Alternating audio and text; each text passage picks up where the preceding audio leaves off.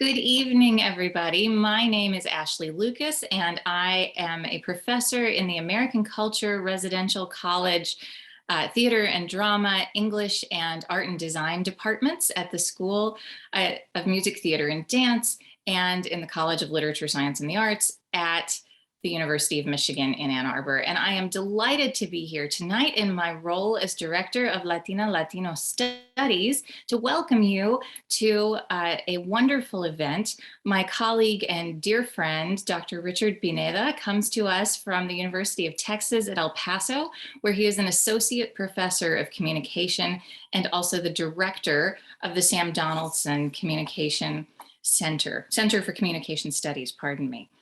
He does fascinating research on a great variety of things, including politics, leadership, media, popular culture, and Latinidad. He has a Michigan connection. He got his PhD at Wayne State, so he was right up the road from us and was one of the folks who told me that El Pasoans actually can survive the Michigan winter. So it is in part due to his confidence that such things can happen that I was able to take a job here. He grew up like I did in El Paso, Texas on the US-Mexican border, and he lives there again now teaching at UT El Paso, and has a deep and thoughtful connection to all of the things that are happening in the borderlands, and particularly with Latinas and Latinos who are immigrating across that border into the United States. He often makes appearances on local and national television to talk about these issues, and is quite definitively one of the most charming people I've ever met. So we are in for a fabulous talk tonight, and I invite you to join me in welcoming Dr. Richard Pineda. Thank you so much for being here. Well, thank you so much, Ashley, and thanks for the folks that are here this evening, and thanks for the folks that will watch this in the near future. As Ashley said, I spent a reasonable chunk of time in Detroit at Wayne State and really fell in love with the greater Detroit metropolitan area, and really enjoyed Ann Arbor and the times that we were there, the times that I got a chance to go.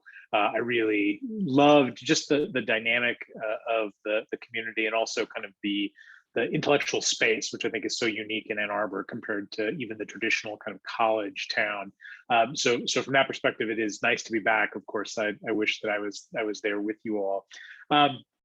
The talk that I want to give tonight, and I'm making a few adaptations as I go this evening, because I think given the size of the room, at least here, we might actually have some interesting conversation. We might have a way to talk about things a little bit different. But the title of the talk that I presented to Ashley was Cucuys, Santos, and Bendiciones, the rhetoric of threats in voting rights, immigration, and civil society along the US-Mexico border. And in some ways, this is a culmination of a couple of projects that I'm working on now with some of my observations about living on the US-Mexico border and living here at this particular time, as well as a few theoretical points. But I'll explain the preface to that in just a moment, but I do want to start, as I often do.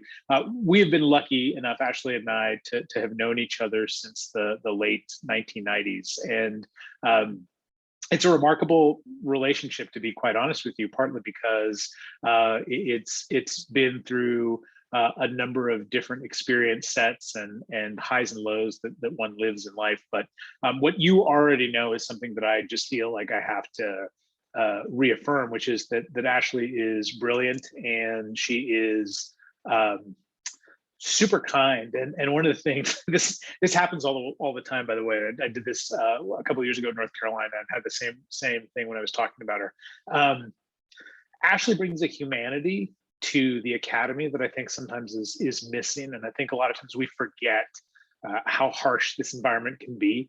The joke is that the fights in academics are so fierce because there's so little at stake. And having Ashley in your world is a reminder that what we do is important. But it's also a reminder that you can do all of those things with kindness. And so I'm just I'm exceptionally proud of her. I mean, I've known her for such a long time, but it really is just a thrill to be able to be here with her and to be able to talk her up in that way. Although you don't need my seal of approval. I think you all know what you have with Ashley Lucas. So thank you, Ashley. as is my wont in these circumstances, I often begin with book recommendations, largely because I think there's something about having conversations, but those conversations should be connected to and should be brought full circle with intellectual and directed work that's coming out of these locations. And so I want to put in a plug for two books if you haven't had a chance to read them. The first is a book called Midnight in Mexico, and the second is Homelands, Four Friends, Two Countries, and the Fate of the Great Mexican-American Migration. And both of those books are written by Alfredo Corchado, who is a reporter for the Dallas Morning News. He is an alum of the university and another one of my good friends. The reason I recommend both of those books is twofold. First, he's just a phenomenal writer.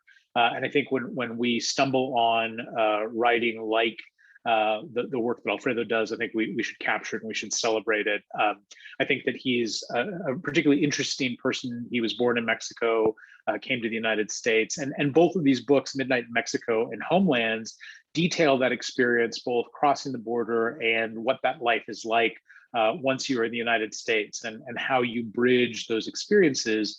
Homelands in particular is really quite good at talking about both the turmoil and the tension that happen when you begin to interrogate your position. I cannot recommend those books enough because they are really timely in terms of thinking about how we look at Mexico and how we think about what it is to be on both sides of the U.S.-Mexico border. And so if you get a chance, I would certainly take a look at those books. And Alfredo is also a fantastic speaker. So if I plant any seeds, I hope that works out. So there's a really interesting question. I mean, Ashley described me as a communication scholar, which I am. I oftentimes think of myself as a rhetorician in particular. And I mentioned this talk to a friend, and they said, well, why are you the one that Michigan is bringing for this talk? And it was a great question. I think it's a great question that sometimes when we think about what our role as public intellectuals, we sometimes miss. But by way of explaining that, I'll tell you about a process that I'm involved in right now. So a piece that I'm writing very specifically about the Walmart shooting here in El Paso is under review. We're to revise and resubmit, and it's a supportive revise and resubmit. So I think that piece will be forthcoming. But it was interesting because the one of the reviewers took issue from a theoretical perspective, because in the essay I used the name Patrick Crusius, that is the person who committed that horrendous act of violence. And from their theoretical perspective and citing material, and I think that this is a well-intentioned comment, why do that? Why give that person space? And it struck me because it made me really angry to read that particular comment, because I thought, not only will I use his name, I will put his name in the category of somebody who has violently disrupted the world that I know and the world that I love. And the idea that infamy should be hidden because of how that influences people actually is the heart of this talk, and the reason that I feel that it's significant to frame part of this conversation, which is it's exactly because we don't name the Cucuy, it's exactly because we don't openly address some of these questions that I think the perpetuation of threat continues, especially at the rhetorical level. And that's, I think, part of the explanation of why I'm giving this particular talk and why I think my perspective is important. The other thing that I always share for those of you that will watch the talk later, or I guess for those of you in the room, I have a unique experience growing up on the US-Mexico border, about 6 blocks away from the university where I now teach, and about 6 blocks away from the US-Mexico border. And every day when I go into my office, before I go into my office, I can look to the left down the street and I look into Mexico. And this is the reality of my morning commute with my daughter. When I take her to school, we drive along the US-Mexico border until we get to downtown. And it is, in fact, the constant presence of being on this fence line and seeing these two worlds that really brings me, I think, a very strong sense of purpose, and also connects me to this community. And in many ways, it's in fact that connection that I think speaks to the work that I do now intellectually, but also the work that I try to do in public spaces, because I think it's important to hear from people that are often here. And the undergirding theme for the talk is that, in fact, when it comes to threat construction, one of the reasons there is so much power in the construction of threat is that we are trying to relate to audiences that don't actually get to see the threat. And in that case, threat would be in air quotes, because I think one of the things we're often losing sight of is the fact that the US-Mexico border is dynamic, but in places like El Paso and Ciudad Juarez, the reality is those two worlds are one, spare a giant fence and the borderline, and that has had a tremendous positive impact on what this community looks like. But as the community deals with the presence of the fence and these walls, we also start to see the ways in which disunity can be spread both by language and action. So with that in mind, I'll move into the basis of the talk. The only caveat that I'll say, and I think this is important because a lot of times in the theoretical, we oftentimes will hope for the santo, in this case, right, the saint that will deliver us from evil.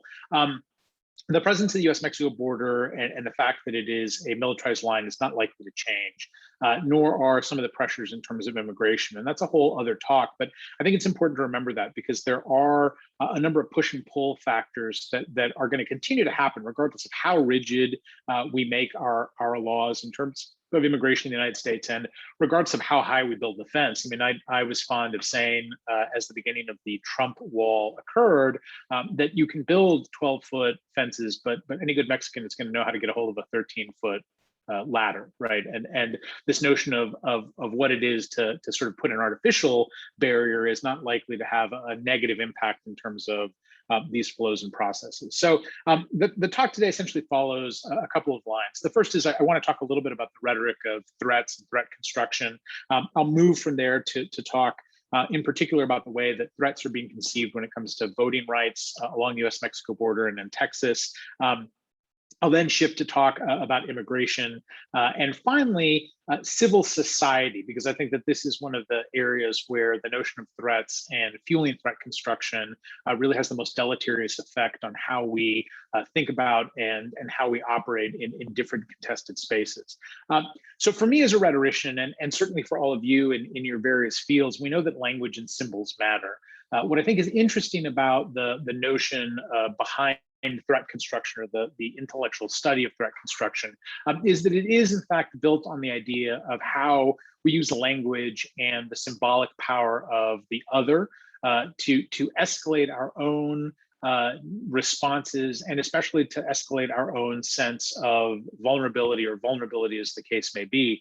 And I think that that's important to remember. The folks in security studies have done perhaps some of the more significant work in terms of threat construction, going back to the Cold War in particular, and thinking about how the United States in its strive to maintain dominance of the Cold War would talk about and would use information and would use propaganda to be able to build up and to define the US response to possible Soviet aggression. And the literature is replete with fascinating examples of how different language approaches and different strategies, especially in terms of villainizing individual leaders, villainizing the difference between those countries, how that was powerful.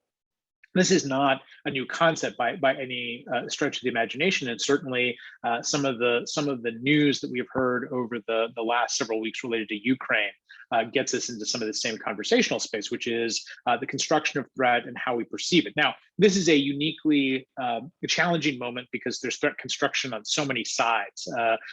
Ukraine is constructing a threat from the Soviet Union. Our NATO allies are constructing a threat from the Soviet Union in a different way than we are in the United States. But the gist of this, and the thing that's interesting to me, again, as a rhetorician, is thinking about the way that language is often paired with the visual, and the way that those things are part of this overall conversation. And I think that's interesting because sometimes that's very purposeful and manipulative, and in other cases that isn't exactly purposeful. But I'm struck by this in terms of the difference of listening to NPR in the morning, which I always do when I'm making my daughter's lunch, and hearing stories about Ukraine versus watching the television reports, which inevitably show lines of tanks and armored vehicles. And there's a different sense that I take away from listening to the story about what's going on in Ukraine versus what you're seeing on the ground. And that's not meant to minimize the threat or the concerns are there. But I was struck by a really interesting comment on NPR a few mornings ago that the person who is in Ukraine reporting said, Ukrainians are going about their business on a day, going about their business as they would on every day. There's a little bit of a different sense of concern, but operationally things are moving the same way. Only to watch cable news later that night, and what you saw was a montage of military vehicles. And so the takeaway for me in that moment was this is much more stressful watching this than hearing the explanation, and that has a lot to do, again, with this notion of language and the symbolic power, what I described in my work as the discursive force, discursive power of language. So why the Cucuy? I've been thinking about this metaphor for a while because I think that there's a real power in talking about some of the things that I grew up with on the US-Mexico border and relating them to some of these circumstances that we see now. And for those of you that aren't familiar with the folkloric tales associated with the Cucuy or Coco in some Latin American countries, it is sort of the epitome of the kind of boogie person. In the life that I grew up in, the Cucuy served a couple of important purposes, and I think you'll see as I go through my talk how those purposes are reified in the way that I identify it in some of the language related to voting rights, immigration, and civil society. So the Cucuy was essentially an order function in my house because it was a threat used by my mother and my grandparents to get me to do things. Right, it was the sort of ultimate threat that they did not have to dispense justice because the Cucuy would come and handle any of the disruptions or the things that I was doing against the flow of what was requested. Stay up too late, be careful, because that's when the Cucuy is going to strike. Not following orders, well, the Cucuy is waiting for you to be the outlier, and that's when you're gonna get snatched or get taken away. So this folkloric character, the Cucuy, is really powerful, at least in my house, and I think in a lot of Mexican American culture. And I also think that it's interesting because it does have a very powerful corollary across the Latin American geography. And so there's some version of a Cucuy, but especially along the US-Mexico border. And having spoken with colleagues that are in different parts of the US-Mexico border, if they grew up there, there's some version of a story that they were told about the Cucuy. And what's really powerful is, as a child, I didn't recognize what I understand now, which was that the Cucuy was about moralizing. And it was about moralizing in an invisible way because the Cucuy didn't really exist and your parents couldn't summon the Cucuy, but it was that idea of you being sort of on the edge or the outside of whatever morally prescribed action was desired in the house. And as that outlier, you were inviting the Cucuy to come to you. Why do I think that's a powerful metaphor? Well, there's a couple of reasons. The first is when it comes to threat construction, the sort of rhetorical Cucuy, one of the characterizations that I talk about is that threats are vague, but they're always talked about and always framed in large fashion. So with each of the areas that I'll talk about this evening, whether we're talking about threats to the sanctity of voting, or we're talking about immigration as a threat, or we're talking about breakdown in civil society, oftentimes the threat to those things is vague, but it's always perceived as large. And that's really important. It's one of the pitfalls of the conversation about voting rights in Texas, for example, which is that we need to maintain the sanctity of the elections and the sanctity of the ballot box, but no one can point to what that actual threat is. But the idea that a threat is part of the conversation is largely where the power from some of this legislative action has come from. In terms of immigration, and I'm getting a little bit ahead of myself, but in terms of immigration, we have some of the same factors that the nature of the threat portion of this is vague, but sheer volume is oftentimes used as part of that threat. And that's a radical change from some of the rhetoric against immigration in the 1980s, for example. So we know that this metaphor is about the vagueness of a threat, but also the implicit idea that that threat is incredibly large. Now, the second characteristic is that it is faceless. And I think this is important partly because when we talk about the idea of how we perceive conflict or how we perceive threats to the order that we exist in, the idea that it is faceless or that it doesn't have it has intent, but that intent isn't associated with a particular individual or a particular person. And that's really important, largely because when we talk about some of these threats, the idea is very rarely that we identify a particular source or a particular cause. Now, when it comes to immigration, I'll talk a little bit about how that's been different, how that was different during the Trump administration. But for the sort of metaphor to be exacting and to give us some insight, it is this idea that it is faceless, but intent is there, and that intent from the very beginning is destabilizing and potentially could even be framed as evil if in fact you were given that sort of power. And the last element of this is that the threat construction is very much about scapegoating.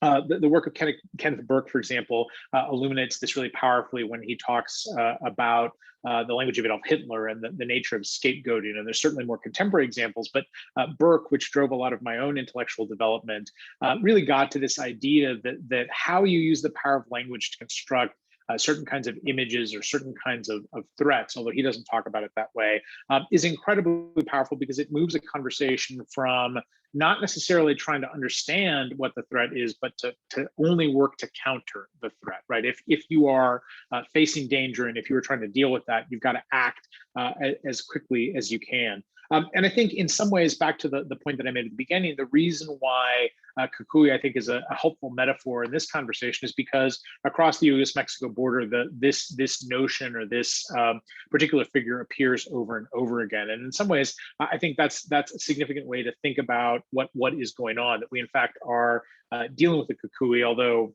my interpretation will be that it's not a beneficial moralizing factor, but in fact one that feeds the sort of construction of threats and the way that operates. So the three areas that I want to talk about are voting, immigration, and civil society. And I'll start with voting.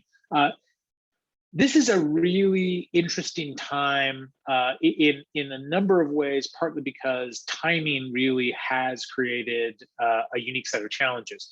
We, of course, have finished the census, so each of the legislatures in the United States is given new data in which they can reconstruct and redistrict their congressional slots across the states. This, of course, in a number of states has created a huge problem because it is the opening for gerrymandering or the purposeful adjustment of districts in different states. But the thing that I'm interested in focusing on and what I wanted to use in today's talk was the idea of threat construction, not necessarily in the redistricting portion, but rather in the protection measures to ensure the sanctity of the ballot box. Because in some ways, this to me is a fascinating rhetorical exercise. And in Texas and the US-Mexico border in particular, we have been really dominated by the conversation with something out of the Texas legislature called SB1. And this SB1 legislation, which finally got signed into law in September by the governor, created a number of restrictions on how voting could be carried out by individual county entities and how voting would be handled in terms of outreach from some of those similar entities. Now, keep in mind that the Cucuy in this conversation, especially if you listen to somebody like Governor Greg Abbott, was voter fraud and the instability of the ballot boxes. Now, the reason I think that this is rhetorically not only complicated, but quite frankly, hard to imagine is there isn't a direct correlation with any point of data that says that this has occurred. There are oftentimes in Texas and other parts of the United States, either apocryphal stories or one-off stories about what had happened in terms of ballots being sent out or people voting incorrectly. But by the nature of the threat construction, again, going back to the idea that it is vague and incredibly overwhelming, I think this was used over and over again in conversations, especially in Texas. And what we've seen and what is now sparked a number of legal fights is that the places where the largest number of these restrictions were put into place were in or are in Democratic counties. There are places like Harris County, which surrounds Houston, Texas, where there was a record number of people that turned out in this last election that largely voted for Joe Biden. Now, What's interesting about that is that when you start to talk about the breakdown in voter security or voter protections, there is not a direction that is connected to intent. So in other words, the governor at no point ever said the Democrats are trying to cook the books. That was all sort of subtext and a few of the more right-wing figures that were talking about that. What's interesting, however, is that this idea of a threat to democracy is framed in the most broad terms. And what I say to my students all the time is when somebody comes up to you and says, we want to protect democracy, the very nature of that language is inclusive, right? There are very few people that when faced with that premise would say, no, I choose not to defend democracy, right? It becomes an easy catch-all term and gives that certain power to the Cucuy, I mean, it is the Cucuy factor in this case, to move and to shift the conversation. So it becomes largely a conversation about this threat that is not clearly laid out. These restrictions then, in terms of the sort of corrective instituted by the state, are already showing a number of different issues. I mean, there's a federal legal challenge as we speak about mail-in ballots. And this is something, by the way, the state of Texas has done really for generations. And over a certain age, you can qualify for that municipal entity sending you those ballots. But as the story is unfolded, the narrative makes it sound like this is a subversive act on the part of the folks that are running these voter, the county municipal voter organizations.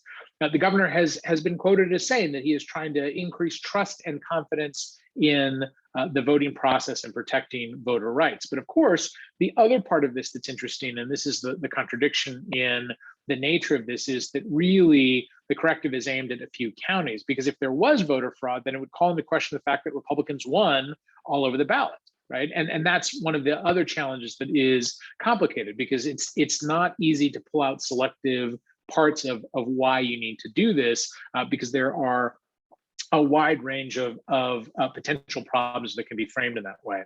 So I think that this threat construction is particularly dangerous when it comes to voting rights. And it's an issue when I get to the very end of the talk, and we'll sort of focus on the blessings or the bendiciones part of this, some things that I think are important for people to understand. But thinking about voting rights and thinking about the nature of the threat, that is very clearly tied, I think, to shifting demographics in a state like Texas, or the increased agency of certain groups in Texas. And I think it's not possible to have that kind of a conversation without talking about immigration. And again, I think immigration in the United States is, I have a very particular observation about this, because I don't think, for example, that we will ever truly get to comprehensive immigration reform.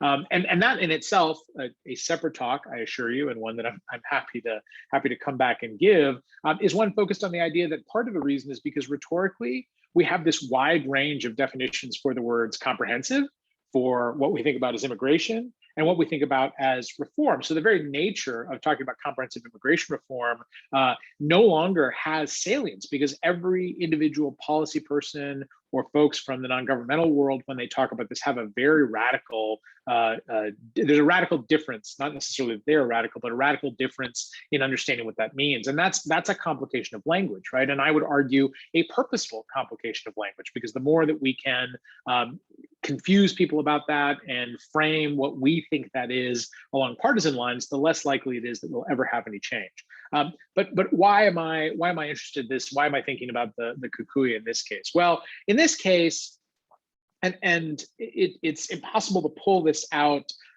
without the sort of pejorative element, but I think it's important to frame that. I look specifically to the events of June 2015, and that was the announcement of then candidate Donald Trump running for the presidency. And of course, this was in some ways a fairly infamous day for Mexican Americans and Latinos in the United States, because this is the day that he descended from Trump Tower to talk about why he was running, and talked about Mexicans as rapists and killers, and that Mexico was not sending its very best. And the reason I say that it's hard to separate that from Donald Trump as Cucuy is because the nature of that language hit on what I think was already brewing already. Right, the folks that study extremist movements and the folks that look at the language of nationalist and racist groups were saying that there was already an uptick of the reaction and the conflict associated with immigration. What Trump did in that announcement was flag it and very clearly give it the credence to frame not only his campaign, but ultimately what I would argue at some point the success with some Mexican American voters. And that's also a rhetorical angle that I think is important when we talk about the moralizing of the Cucuy. There was a big sort of collective question mark, I think, amongst those of us that look at elections and look at the language of political communication, because we thought, well, he said this thing so early in the campaign, he's clearly going to be sunk because Latinos are just going to come out in force and they're going to never let this happen on their watch. And not only in that first election did he win Latino voters, but in the second election, there was actually some spikes in places along the US-Mexico border where he picked up a few additional voters. And that was surprising to a lot of people. It was to me until I started to think about this. And in some ways, this is the ultimate moralizing power of the Cucuy, which is that what the president did at the time, or what the candidate did at the time, and the way that he treated immigration across the course of his administration was to continue to demonize it, but demonize it in a very particular way, talking about Mexico, talking about the people who are coming. And you want to talk about the idea of how we frame things in terms of good versus evil. You may remember this, but at the State of the Union, starting with the first State of the Union, the president designated what he referred to as angel families. And these were families who had been impacted by some form of violence committed by an undocumented immigrant, right? And in some ways, this is literally what Kenneth Burke talks about when he talks about the God terms to construct this sort of space and say you have these angel families. And that designation, again, can be unwrapped, and that's probably another talk. But for me, what's interesting is that by doing that, by continuing this demonization, the moralizing effect did work for some voters, not for a lot. But what was interesting was when again we had this realization or this big sort of question mark post the second election to see these numbers of voters that had increased down in the Valley, for example, the light bulb for me went off, which was the president was actually quite on top of how to change the narrative, because now there was a very clear demarcation between us and them, right? So when he talked about Mexicans as rapists and killers, and he framed it in that fashion, I think for the longest time, a very particular voter, not widespread, but I do think that there's some significance here. I think these Mexican-American males who were voting for Trump in that second election absolutely concurred with this characterization, right? They said, you're right.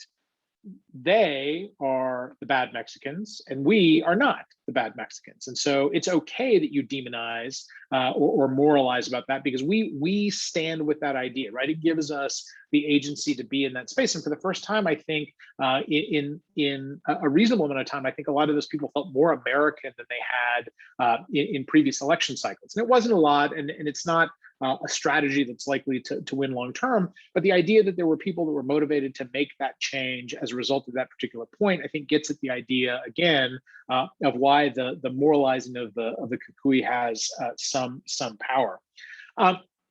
The reason this is also important is because that threat construction in some cases was very obvious. And so the president started that trend in June of 2015. It became kind of a constant chorus. It was recognizable in the State of the Union speeches across his time in office. It was certainly evident in some of the decisions that were made at the policy level.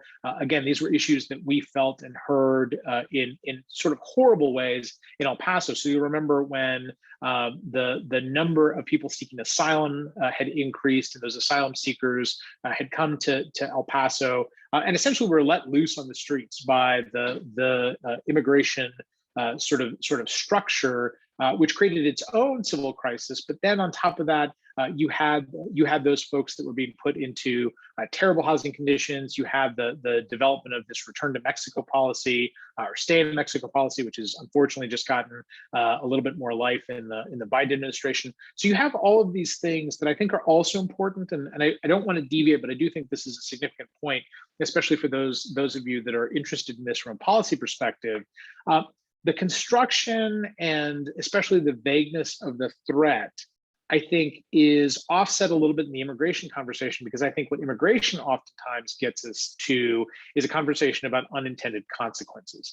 And so to a certain extent, the fact that the president was drumming up attention and making the case that he was going to make the border more impenetrable and lock out people, in some ways created a pull, right? This was an unintentional consequence. There were a lot of people that thought to themselves, if we don't make a move now to try to cross the border, we're not going to. And that sped up a portion of what was going on, as did additional economic pressures in Central America. So you've got these factors that are going on, but this idea of sort of a vague threat, and the idea that threat is significant and has tremendous power. I mean, again, one of the things that I think is interesting is that oftentimes this conversation, while at the lower levels will be focused on things like overuse of resources or challenges to civil structure and civil order, oftentimes are never realized because they're not likely threats in that fashion. In fact, this, of course, was the sort of backlash that Samuel Huntington received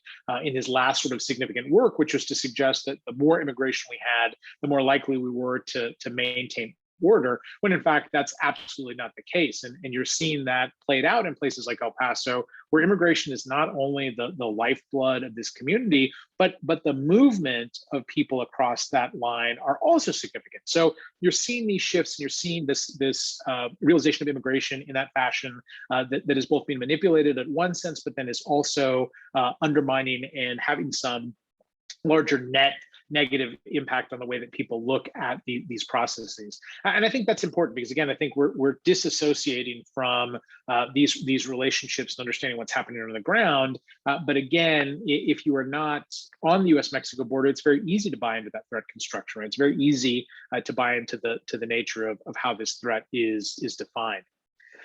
So why is this significant? Well, again, it's hard to not talk about all of these issues without considering the impact of the Trump administration on so many of these areas. And in that case, I mean, for all of the metaphor that I'm talking about with the Cucuy, to a certain extent, Trump represents the manifestation of that. And I think there's no better place to talk about that, and no better place to think about threat construction and the realization of why this can go so horribly awry than to talk about breakdowns in civil society.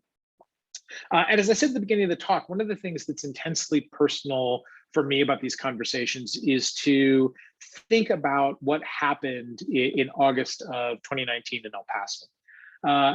And it's impossible to separate my own personal feelings about this from the academic and intellectual space. And as I said, when I read the reviewers' comments about not naming somebody, I think that's where it hit the apex, because to a certain extent, I think on that Saturday in August, the world that I grew up in, the world that I knew, was shattered. And to a certain extent, I'm not sure that we've been able to come close to rebuilding a portion of that. And the reason that's significant for today's talk is because to a certain extent, it is in fact threat construction, and the threat of that threat construction that bore a horrible fruit on that Saturday in August.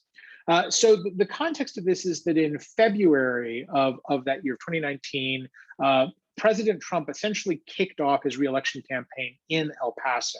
And it was a purposeful, very specific way to begin the conversation, because he did it in a big public venue, less than a quarter of a mile from the US-Mexico border. He did that very purposely to grandstand on the idea that the border by itself represented a threat to the order of the country. And then one step from that immigration and the flow of immigration also represented a threat to the United States. The language he used in that speech was the same language that he had used in other speeches. It was talking about bad people. It was talking about how he was going to make things better. It reified some of the legal structures that were used. And in doing that, what I think that the president did, and I think he had done this the entirety of his administration, was in fact build on the construction of this threat and use that language. And in that case, it's a little bit different from my theoretical framework in that it wasn't vague. To a very specific extent, the president was pointing to, at one point, sort of literally pointing to how he perceived this. But again, what that threat means. And one of the more interesting conversations you can have with anybody who is fairly conservative on immigration is to talk about what the downsides of immigration are, because they very often pale in comparison to the advantages. But I think it's an easy talking point to say we don't want those people coming.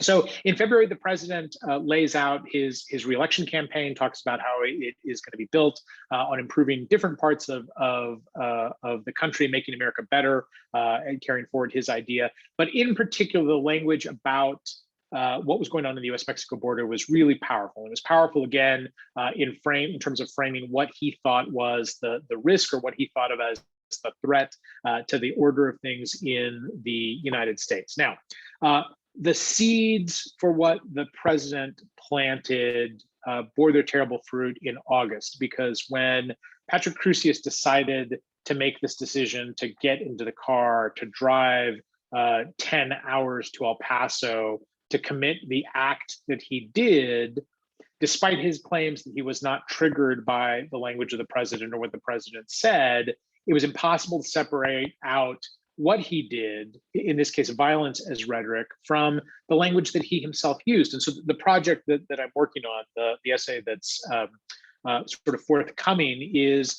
focused on this idea of what Patrick Crusius said and talked about in his manifesto.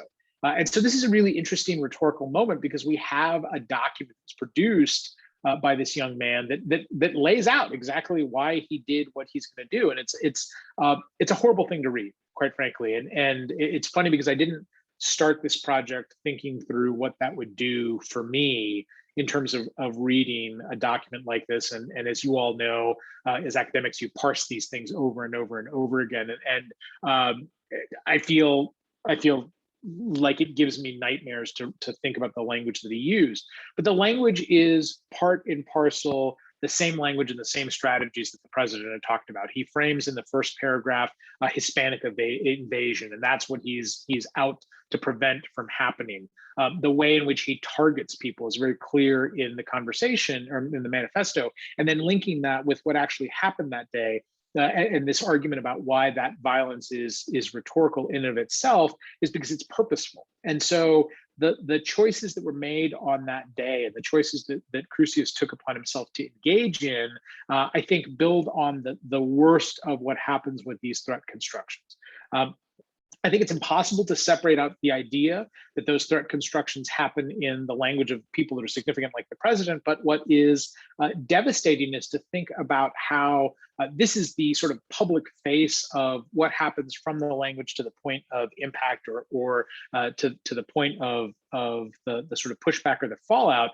But the argument that I would make, and the argument I make oftentimes in speaking with media, is that this is the tip of the iceberg of an undercurrent that I think is fueled and has been fueled tremendously with this kind of hate, because to a certain extent, the language was legitimized by the president, right? I mean, the vagueness is still there. The idea that, as we talk about, or as I mentioned at the very beginning, the nature of what we're scapegoating, or in particular, even this idea of pushing a call to action, all of those things in the threat construction are consistent, and they're there in a way that's incredibly powerful. And I think that comes out in those moments. Why do I ultimately think that there are Santos? Why do I think that there are saints? And why do I think that there are blessings to be found? Well, I think one is the hardest of these blessings to understand, which is the more that this language appears, the more that we understand it, to a certain extent, the more that we can actually talk about. And I think that that's what's interesting. The colleagues that I have, and perhaps some folks that you know that study extremist groups, talk about how the power of these groups largely lies undercover or behind the scenes, right? I mean, the reason that some of these platforms were so dangerous is because there's this conversation that's happening that not a lot of people in the mainstream recognize. Now, the flip side of that is that the threat construction is carried on by proxies. And so you're seeing this in news broadcasts, you're seeing this in the way that stories are covered, you're seeing this in the way that a number of people have addressed this and tried to frame this as legitimate inquiry. But I think that to a certain extent, the beginning of those conversations means that civil society can stop some of this and have deeper conversations. We can have some of these conversations, especially in the university, to talk to our students about how they see these worlds and how they think about the nature of undermining or at least trying to reverse some of these ideas in the threat construction. But I also think that there is another significant factor, which is when we start to think about some of the risks and the shifts in terms of language and in terms of how we perceive threats, I think there's also more space than there ever has been for conversations that are much more inclusive, conversations that are broader, and conversations that, quite frankly, may be uncomfortable but need to happen. I think that ship has sailed on certain extreme spaces in the sense that they already have marching orders or things are moving forward. But I would argue, especially from a communication perspective, that being able to confront some of these things and to be able to lift up voices that are willing to challenge some of these ideas, I think is significant. Now, I'm not Pollyanna-ish enough to think that somehow or another the solution is in the halls of the academy, but I do think that something that we have avoided talking about is this idea that we can push a kind of action among students to deconstruct and to be better in terms of how they critically think. And I always frame this along conversations about debate. And Ashley and I were lucky to come from a world where that was such an important way to understand things. And it's, I think, the hope that we have left, which is to be able to let people argue under certain constraints and under the recognition that there needs to be information and data that's much more clear and that can be accessible than to let some of these things fly without having conversations that are grounded in that. I also think that we have shifted, and I think it's very easy. And I said this to somebody in a conversation today. When it comes to, I am very much like, at the end of the day, I'm sort of like Sadness from the Pixar movie, right? Like I can make the happiest thing. I can make the happiest thing sad. Like, you just got free gold. It's too heavy. I don't think I really want it, right? I mean, I can manage to turn all of these things kind of into a sad space, but I think in some ways the thing that's remarkable is that we are in the most diverse time that we've ever been in, and I think that that's true. And I'm always heartened by that by looking at the classrooms that I teach in and the kinds of students that we have. That the diversity of the world has expanded despite people's opposition. Or despite the sort of impulse to lock out those voices. Now, that diversity comes with understanding that there are other players in that space. But I think discursively, I mean, part of the reason that I think the Santos part is still a work in progress, because I think there's still so much to learn. But I think if we understand this, I think if we understand why certain language is used in this way to moralize and to control, that I think we can get a handle on some of these conceptions of why it's used in abusive fashions. I also think that we have to figure out how to raise voices to the level that they have impact at the policy level, and that perhaps is less a blessing and maybe more instructive to those folks that will listen to this, because I think that the question isn't so much, do we know that something is there and can we come up with a solution to it, but it's how do we find the right pathways? Because I think one issue right now, we're certainly seeing, I think this as a result of COVID, is that people are feeling a lot less of the incentive to engage in the public sphere. And some of that is because we can't be literally in some cases in the public sphere, but in other ways because we're feeling constrained by having our voices challenged, and we've got to shift that. So I know that I've left a little bit of time. I know it's a little bit later for you all on the East Coast, but I just want to thank you again for your attention. I appreciate the opportunity to be able to speak to you all. And for those of you that will watch this recording down the road, you lost the magic a little bit. I think there was more magic in the live than the recording, but hey, that's on you, not on me, on you. So anyway, thank you so much. Ashley, I think if you want to open it up for questions, or if there are things that you have, I would be happy to entertain them. Yes, thank you so much, Richard. That was a really provocative talk in a lot of ways, because I feel personally that it's so difficult for us to have a sort of big public national conversation that wraps our heads and our mouths around all of the different kinds of threat language that you're describing. And part of the piece of it that weighs so heavily with me is how easily it seems to come to the mouths of the really radical hate groups and the people who are generating the sense of threat, Trump and Crucius and all of these. I mean, Crucius actually was a threat. He took his guns into Walmart and killed 25 people.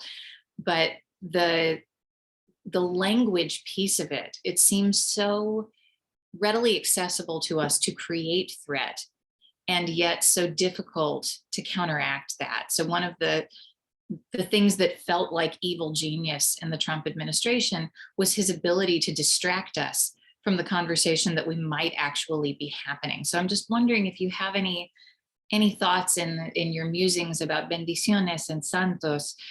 How do we take that space to be able to say, this is what our community actually looks like. These are the things that our people are actually doing. This is what the community sees, feels, does, looks like in its full humanity, as opposed to casting the faceless, vague but large and looming threat of the Cucuy. Right.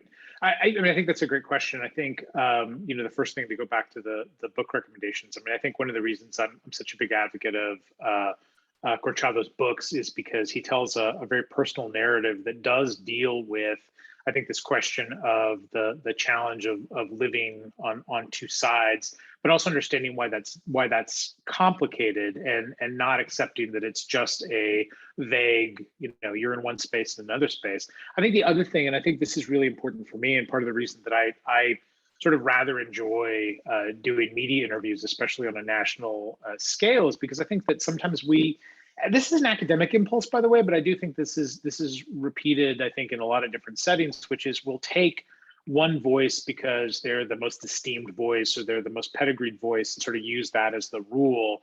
But I think oftentimes we're missing out in this case on conversations that are happening already, here on the U.S.-Mexico border, and they're being lived by people. And I have a great, my closest group of friends, of whom one is on this call, Susie.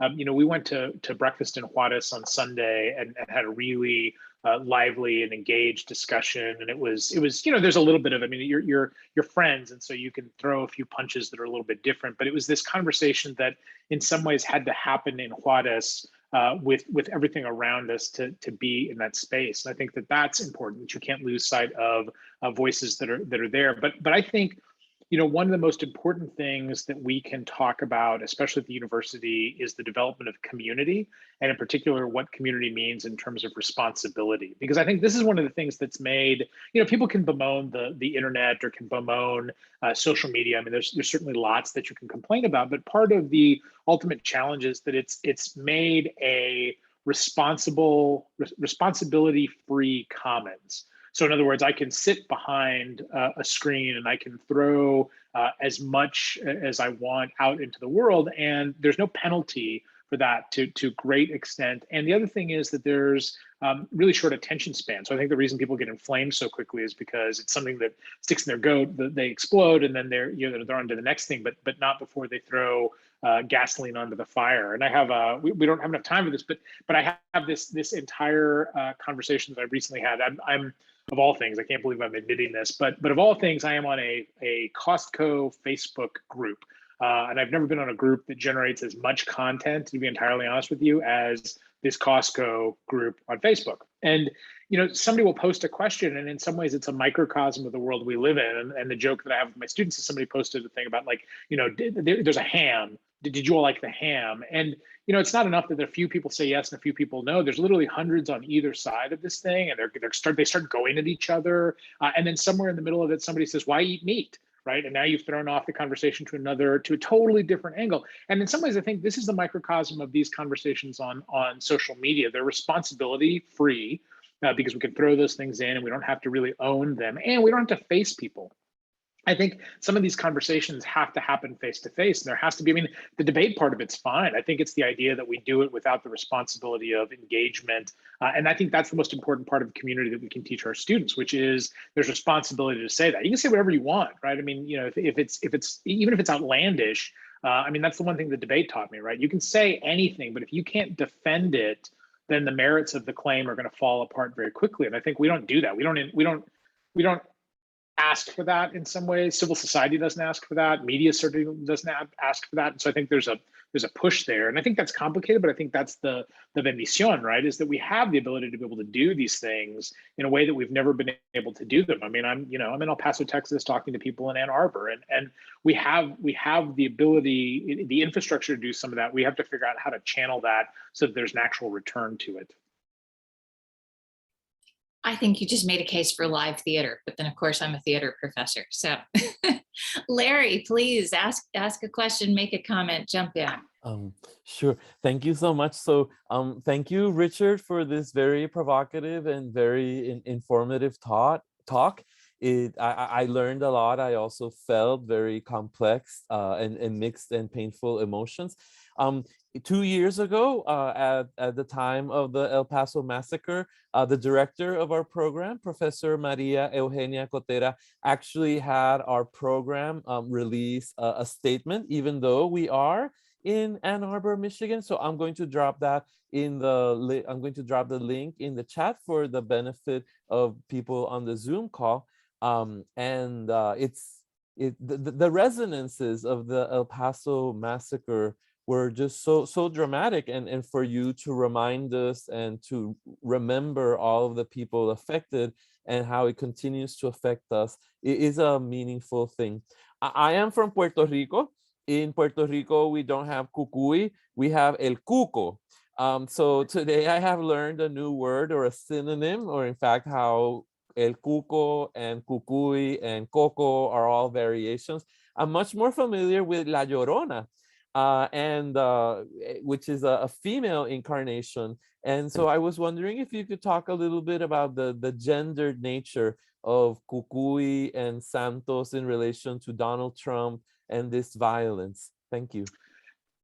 Fantastic question, Larry, and absolutely. I mean, I think that my choice, at least for the talk, and where I might move this particular idea is very much along those lines, because I think that La Llorona represents the same kind of moralistic control, right? Like the things that need to be done to maintain order should not violate that. But I think I think my preference, at least for this frame with Cucuys, is in my sense very gendered, and I think that I have always, from a child on, read Cucuy as a male figure, and in some ways, I think that dovetails well with this idea that you've got this sort of. I think that there's incredibly strong masculine overtones in the way that threat construction occurs, and I think that's interesting. There was a vein of literature in the extremist movement, probably in the late 80s, early 90s, that talked about how you had this kind of overt aggression in the language that was used, but the way in which the real motivation happened in extremist groups was by the intellectualization of hate, and that just happened to be carried out by women that were in these extremist organizations. So I think that there's something that is inherently anti-intellectual about the threat construction that the Cucuy does, right? I think that that's the thing. That's why I think vagueness in the threat works so well, because I don't think that it's intellectual in the sense of drawing a very clear line, like this is what's going to happen. It is this voting rights claim, right? You're voting. The ballots are in danger, and we have to protect them. We're not going to tell you from whom. We're not going to tell you where. We're not going to tell you how it's going to happen. But trust us, and remember that we're here to protect you. I mean, in my mind, that's the most paternal approach to maintaining order, right? That's a very paternal function of like, don't worry about it because we will take care of it. So I think that the gendered lines, in my mind, I think it's purposeful in choosing Cucuy, although I suppose you could probably get into, I mean, I'd have to get into the mechanics of the folklore to sort of see, how gender plays out, or if it's a genderless sort of creature. But I had always read Cucuy as male as a child growing up, and I remember that. I remember, abuelita would say, el Cucuy va a venir y él te va a llevar, right? Like it was a, and so, I don't know that that's I'd have to kind of think about what that means in broader question, but I think it's a great question, because I do think that that's a significant play. But I think that a lot of how we framed the paternal approach is very much in line with that construction, that's a very sort of masculine way of framing it. I think the one thing that the Trump administration did when it's in its creation of its angel families, I think that I'm almost certain that this is true, is that they in particular sought families where a female was the victim of the violence. And so whether it was a woman that was killed in a car accident because it was an undocumented worker that was drunk, or if there were sexual assaults and murders. I mean, I think they had a very particular strategy in how they framed that, because I think that the broader threat is also, I think, masculine, right? The broader threat is framed in that fashion. I think that's true with immigration. I think immigration is we lose sight of the fact of that, but immigration is framed in the other, but it's oftentimes framed as a masculine threat, or especially in the 80s. I mean, we talked about this as a the other in that case was folks who were undocumented and were gay, right? I mean, that was the subtext of some of this, was they're coming and it's because they're not allowed in their countries, or there's another threat, right? The subtext of what that meant if you had people that were coming that were gay or lesbian. I mean, I think we've changed some of that language, but again, I think the nature of how we frame these things, the threat portion, I think is much more masculine, and I think that's the sense of where the supportive line of rhetoric comes about. But I do think that that's interesting. I mean, yeah, you know, especially in terms of how we think about the civil society factor, the last part of the talk. I mean, I think some of the questions of what it means and how gender plays out in this, I think, are significant. I oftentimes find myself to be ill-equipped as a political communication scholar to delve into some of those conversations, but I think that's, I mean, you know, again, for a prospective doc student who might be watching this video, I think. You know, there's tremendous space to start to interrogate some of that and to kind of understand how we've crafted some of these policies, especially those that we perceive as part of threat construction along those gender lines, and perhaps even in terms of sexuality as well. Thank you. You're welcome. I think that makes a lot of sense, particularly given the ways that we criminalize masculinity more broadly, that the rhetoric about the people we're supposed to throw in prison and immigrants fall into that category in this vague national threat language, that is always a highly masculinized, dangerous body and a raced body at the same time. So. Well, and it goes back to that example that I mentioned at the very beginning. I mean, it's a little bit out of field, but I mean these conversations about Ukraine. I mean, I think they're often. I mean, this is what's fascinating me, is they're framed by a variety of media. This isn't just one side or the other, right? The Putin as a figure. Like, oftentimes the descriptions over the last couple of weeks really have been these very, like, you know, this will be his sort of triumph, and it will be his decision, and he's we've got to be wary because he's so uncanny. And I mean, all these sort of things, I sort of think to myself, man, there's this real like masculization. And maybe it's because I think about the Putin shirtless, you know, on the horse picture, right, that I always go back to that. But there's a certain way in which I think that these conversations are coming out. And again, when you see the images of the military movement, that's a very different, like, I walk away from those things always differently than when I hear the story on NPR. And I think it's largely because that visual sort of reifies these sort of masculine military structures, right? And that's why I think I leave those news stories much more freaked out by the world than I do when I hear these stories from people that are reporting on the ground and the radio. And I think, well, that's it seems like a different take for me. But I don't think, to go back to the heart of this conversation, I think that our threat constructions, I think some of it probably also, I didn't really delve into this, but I think some of it also depends on how those threat constructions are reified and repeated, right? And I think that's another angle that you know, one of my mass comm colleagues, I think, could also jump on as well, because I do think, you know, we've talked about the rise of right-wing radio, but to a certain extent now that's being surpassed by you know, right-wing podcast and right-wing television. And so there's all these shifts in how the message gets out and what message is having the biggest effect on people and where those things are coming out. Because I think the rise of unregulated channels. These are the websites, and in particular some of these dark web places. That's interesting to me, right? Because we're still talking about the mechanics of message A to listener B. But we're just using these totally different ways. We're doing it portable, the same way that we listen to podcasts. We're doing it in a disconnected way, so we don't need to have an antenna anymore. Like, there's all these things that are really complicated that we haven't even gotten into. But again, a whole other conversation. Thank you so much. Are there any other questions or comments, folks who are here tonight who'd like to jump in?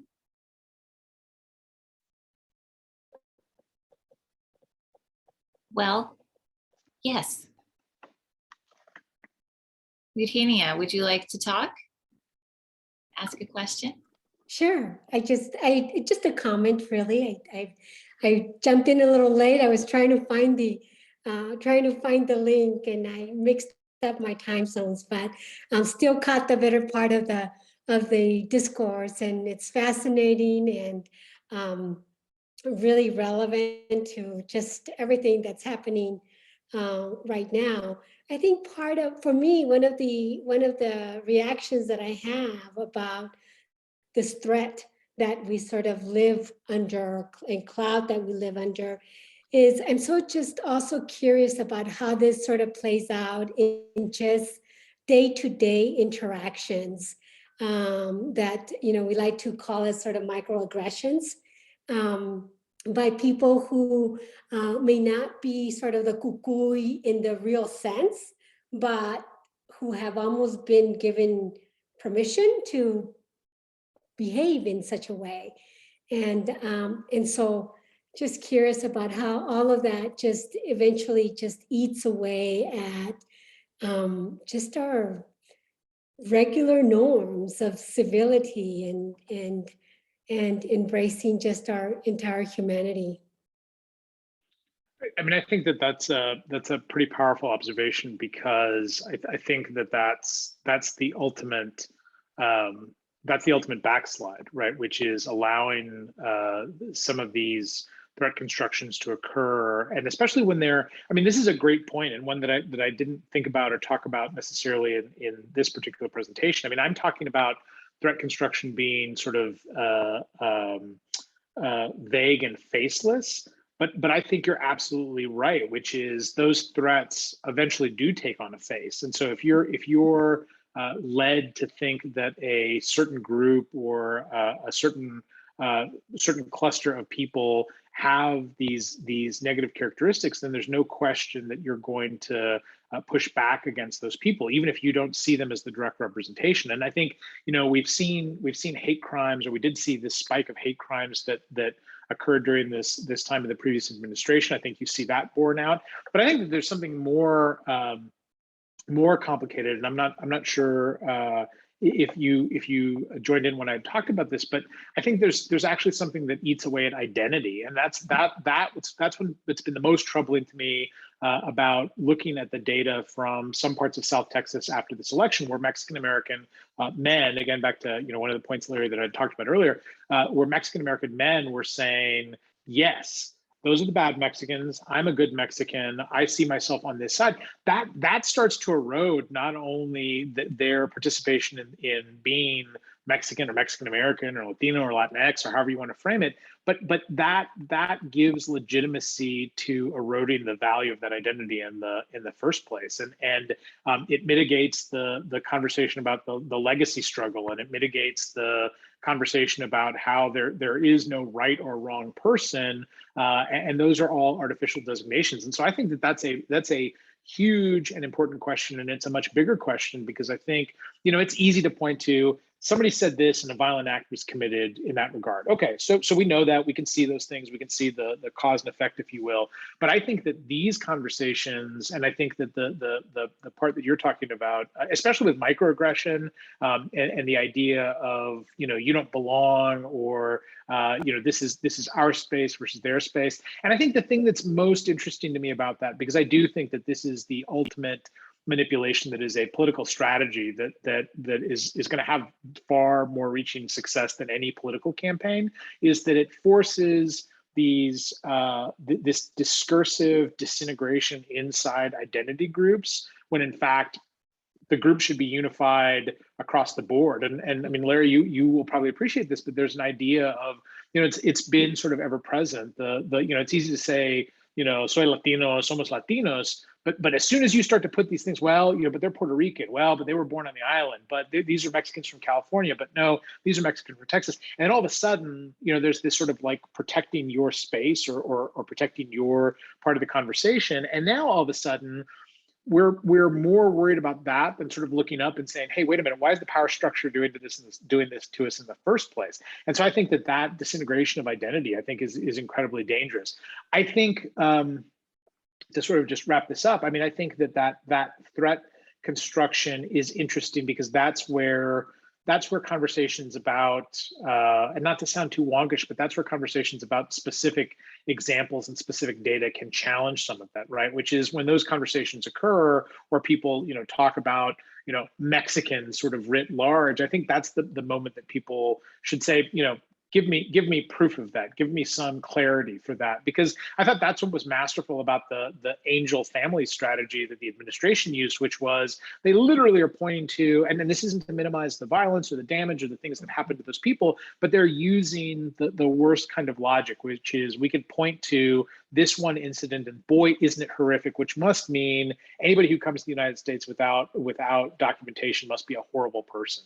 And nobody ever questioned that. Nobody said, isn't that a one-off? Isn't that a limited space? And that's, I think, largely because the threat construction, worked. And that is a big fear of mine, because I think that we're pushing away from responsibility to engage in those conversations, and we're also pushing back on that Americanization factor. I mean, again, even if it was just a handful of voters in South Texas, it should sort of open people's eyes to have this conversation about what it means to be American again, and this idea that if you start to micro out like a group, and you're effective in getting that group to say, yes, we're American and no, they're not, then, I mean, we're going to start to unravel the threads of civil society substantially and in far more impactful ways.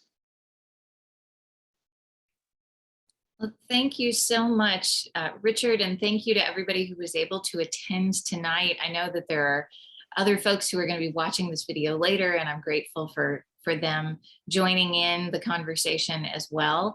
I want to thank you on behalf of the Latino Studies program here at the University of Michigan, the Department of American Culture, and the Residential College, who all sponsored this talk. And I hope that you'll come to see us in Michigan in person as soon as you are able. You are very welcome here anytime. Thank you. Thank you so much. And thank you all for having me. I really appreciate it. And yeah, thank you very much. Have a great night. Thank you, everybody.